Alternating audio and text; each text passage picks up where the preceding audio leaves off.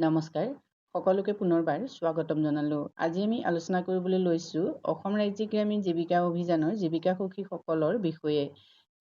জীৱিকা সখীসকলে প্ৰকৃততে কি দায়িত্ব পালন কৰিব লাগে, লগতে তেওঁলোকৰ বৰ্তমানৰ পাৰিতোষিক কিমান আৰু তেওঁলোকৰ পাৰিতোষিক 20,000 টকালৈকে বৃদ্ধি হ'ব নেকি, সেই সম্পৰ্কত কিছু তথ্য আজি ভিডিঅ'টোৰ জৰিয়তে আপোনালোকে জানিব পাৰিব। বৰ্তমান অৱস্থাত অসম ৰাজ্যিক গ্ৰামীণ জীৱিকা অভিযানত 5,000 মান জীৱিকা সখীয়ে কাম কৰি আছে। এই জীৱিকা সখীসকলে বহুত নিষ্ঠাৰে আৰু বহুত কষ্টৰে কামখিনি কৰি আছে, যিখিনি কামৰ জৰিয়তে অসমত আত্মসহায়ক গোটৰ সংখ্যা বৃদ্ধি হৈ গৈ আছে, লগতে মহিলাসকলেও জীৱিকা নিৰ্বাহৰ কিছু পথ বিচাৰি পাইছে। জীৱিকা সখীসকলৰ প্ৰধান দায়িত্ব হ'ল তেওঁলোকে HSG ভিলেজ অৰ্গেনাইজেশ্যন আৰু ক্লাষ্টাৰ লেভেল ফেডাৰেশ্যনক বিভিন্ন প্ৰশিক্ষণ প্ৰদান কৰিব লাগে। প্ৰয়োজন অনুসৰি HSG-সমূহক হাতে কলমে তেওঁলোকে সহায় কৰে।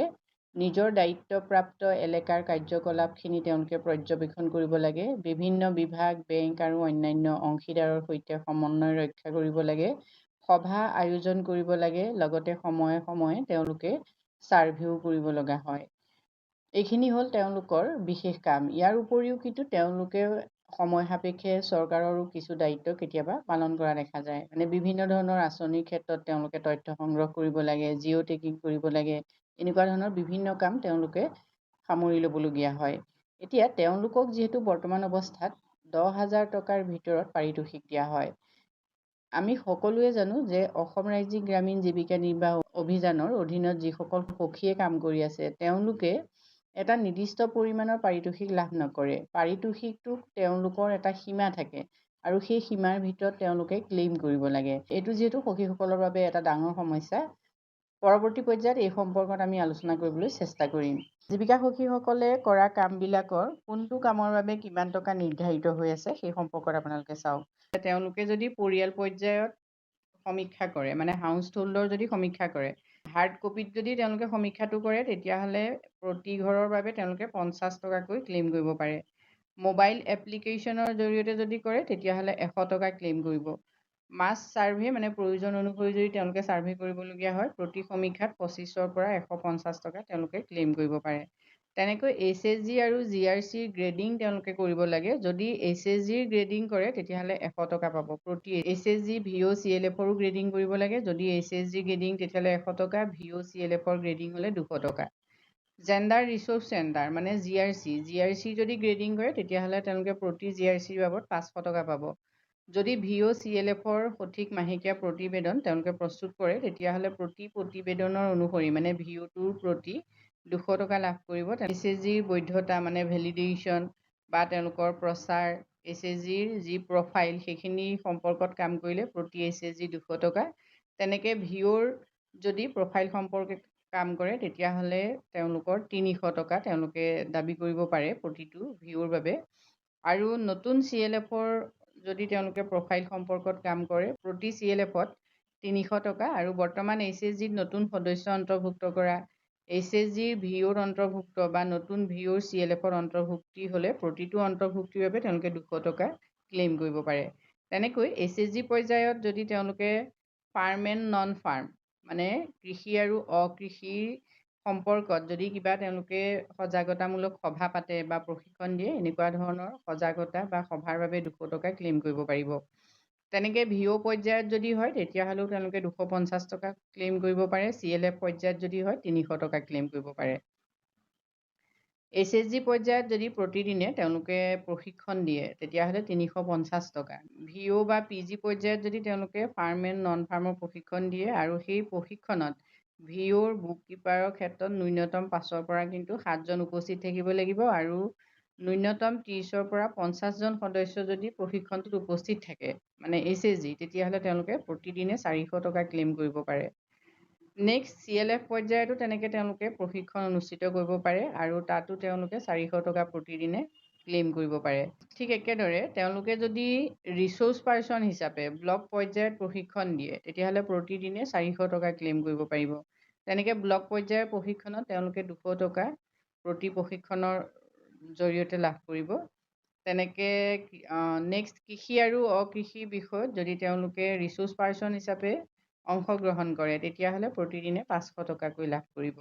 ব্লক পৰ্যায়ৰ প্ৰশিক্ষণ, অভিমুখীকৰণ, পৰ্যালোচনা বা BMMU ভ্ৰমণ এইবিলাক যদি তেওঁলোকে কৰে তেতিয়াহ'লে তেওঁলোকে 400 টকা প্ৰতিদিনে লাভ কৰিব। HSG পৰ্যায়ত যদি তেওঁলোকে MCP বা VRP কৰে, HSG বাবে প্ৰথমবাৰৰ বাবে VPRP যদি তেওঁলোকে প্ৰস্তুত কৰে তেতিয়াহ'লে 300 টকা পাব প্ৰতি HSG বাবে। আৰু একেটা HSGৰ বাবে পৰৱৰ্তী সময়ত যদি তেওঁলোকে সৰ্বাধিক 3বাৰ VPRP প্ৰস্তুত কৰে তেতিয়াহ'লে 100 টকাকৈ লাভ কৰিব প্ৰতি HSGৰ বাবে। তেওঁলোকে GP, VDC, VCDC বা ক্লাষ্টাৰ লেভেলত যদি VPRP প্ৰস্তুত কৰে তেতিয়াহ'লে প্ৰতি GP বা ক্লাষ্টাৰ পৰিকল্পনাৰ বাবে 350 টকা ক্লেইম কৰিব পাৰে। কমিউনিটি বেছড অৰ্গেনাইজেশ্যনৰ চাহিদাসমূহ দাখিল কৰা, গাঁও সভাত প্ৰস্তুত কৰা, অগ্ৰাধিকাৰ তালিকাত সেই চাহিদাসমূহ অন্তৰ্ভুক্ত হোৱাটো নিশ্চিত কৰা, পৰৱৰ্তী সময়ত সেই চাহিদাসমূহ GPDPত সংযুক্ত কৰি গ্ৰাম স্বৰাজ পৰ্টেলত অন্তৰ্ভুক্ত হোৱাটো নিশ্চিত কৰাৰ বাবে অনুসৰণমূলক কাৰ্য যদি তেওঁলোকে সম্পন্ন কৰে তেতিয়া তেওঁলোকে প্ৰতি HSG সদস্য HSG, VO বা CLFৰ চাহিদাৰ ভিত্তিত 20 টকাকৈ লাভ কৰে। মানে প্ৰতি HSG সদস্যৰ চাহিদাৰ ভিত্তিত 20 টকা আৰু 150 টকা প্ৰতি HSG, VO, CLFৰ চাহিদাৰ ভিত্তিত। নেক্সট, GPDPত অন্তৰ্ভুক্ত চাহিদাসমূহ নিৰ্ধাৰিত সময়ৰ ভিত্তিত সফলভাৱে যদি তেওঁলোকে ৰূপায়ণ সম্পূৰ্ণ হোৱাৰ পিছত গৃহ পৰিদৰ্শন, পৰামৰ্শ, কাউন্সেলিং আৰু FNHW সম্পৰ্কীয় বিষয়ত ৰেফাৰেল সেৱা আগবঢ়ায় তেতিয়াহ'লেও প্ৰতিটো HSG সদস্য বা VO, CLFৰ চাহিদাৰ ভিত্তিত 100 টকাৰ পৰা 300 টকা পৰ্যন্ত তেওঁলোকে ক্লেইম কৰিব পাৰে। নেক্সট আহিলে CLFৰ পঞ্জীয়ন। CLFৰ পঞ্জীয়নৰ বাবে 400 টকা তেওঁলোকে ক্লেইম কৰিব পাৰে। নেক্সট, CLFে অৰ্পণ কৰা HSG সমূহৰ ইণ্টাৰনেল অডিট কৰাৰ বাবে সেৱা মাচুল। প্ৰতি HSGৰ বাবে তেওঁলোকে 2 বছৰৰ তলৰ HSGবোৰৰ বাবে 100ৰ পৰা 300 টকা আৰু 2 বছৰৰ ওপৰৰ HSGৰ বাবে 200ৰ পৰা 400 টকা, মানে তেওঁলোকে ইণ্টাৰনেল অডিট যদি কৰে তেতিয়াহ'লে তেওঁলোকে এইটো ক্লেইম কৰিব পাৰিব। নেক্সট আহিলে সংশ্লিষ্ট CLFে অৰ্পণ কৰা VO সমূহৰ ইণ্টাৰনেল অডিট কৰাৰ বাবেও তেওঁলোকে ক্লেইম কৰিব পাৰে। প্ৰতি VOৰ বাবে 2 বছৰ তলৰ হ'লে 250 টকাৰ পৰা 350 টকা আৰু 2 বছৰ ওপৰত হ'লে 300ৰ পৰা 400 টকা। তেনেকৈ HSG সদস্য, HSG, VO, CLFে বিভিন্ন বিভাগ বা অন্যান্য অংশীদাৰৰ সৈতে সমন্বয় সাধন কৰি চৰকাৰী সেৱা বা দৃশ্যমান সুবিধা লাভ কৰিলে, যেনেকৈ NXK, GRCৰ ক্ষেত্ৰত অধিকাৰ, সুবিধা আৰু লিংগ ভিত্তিক সমস্যাৰ নিষ্পত্তিৰ বাবে কেছ টু কেছ ভিত্তিত যদি তেওঁলোকে সেৱা আগবঢ়ায় প্ৰতিটো সেৱাৰ বাবে 400 টকা তেওঁলোকে ক্লেইম কৰিব পাৰে। বিশেষ সভা, গাঁও সভা, স্বাস্থ্য শিবিৰ, বডি মাছ ইণ্ডেক্স শিবিৰ, লিংগ সচেতনতা অভিযান, সমাৰোহ, ৰেলী, ৰাজ্যিক পৰ্যায়ৰ পৰ্যালোচনা সভাত অংশগ্ৰহণৰ বাবে HSG সদস্যসকলক যদি সংগঠিত কৰে তেতিয়াহ'লে প্ৰতিটো বিশেষ সভা বা শিবিৰৰ বাবে তেওঁলোকে 400 টকা ক্লেইম কৰিব পাৰে। মোবাইল ৰিচাৰ্জৰ বাবে প্ৰতিগৰাকী সখীয়ে 300 টকাকৈ লাভ কৰিব পাৰে। জীৱিকা সখীসকলৰ যিটো মাহিলী ভ্ৰমণ ভাত্ৰা মানে ট্ৰেভেল এলাউৱেঞ্চ এটা তেওঁলোকে পায় সেইটো হ'ল 500 টকা। প্ৰতি মাহত তেওঁলোকে 500 টকা পায়। তেওঁলোকে বিভিন্ন ধৰণৰ দায়িত্ব পালন কৰে, কেম্পেইনিং হওক, পাইলট প্ৰগ্ৰেম কিছুমানত তেওঁলোকে অংশগ্ৰহণ কৰিব লাগে, নতুন উদ্যোগ বা অন্য যিকোনো অতিৰিক্ত কাম তেওঁলোকৰ থাকে, সেই কাম অনুসৰি তেওঁলোকৰ দায়িত্ব বেলেগ বেলেগ। আৰু যিহেতু ষ্টেট মিছন মেনেজমেণ্ট ইউনিট বা ডিষ্ট্ৰিক্ট মিছন মেনেজমেণ্ট ইউনিটে নিৰ্দিষ্ট এটা হাৰত পইচা দিয়ে।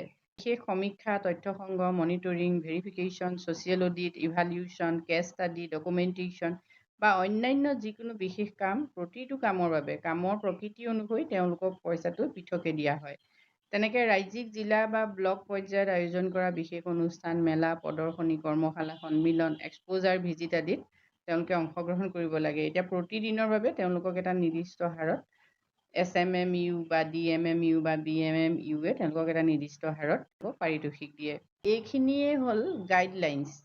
এই গাইডলাইনছ মতে জীৱিকা সখীসকলে ক্লেইম কৰিব পাৰে। আৰু এইখিনি 10,000 টকাৰ ভিতৰত বৰ্তমান যিহেতু মূল্য বৃদ্ধি হৈছে, মূল্য বৃদ্ধিৰ ফলত জীৱিকা সখীসকলে যিটো পাৰিতোষিক আচলতে ক্লেইম কৰে সেইটো যথেষ্ট কম হয়।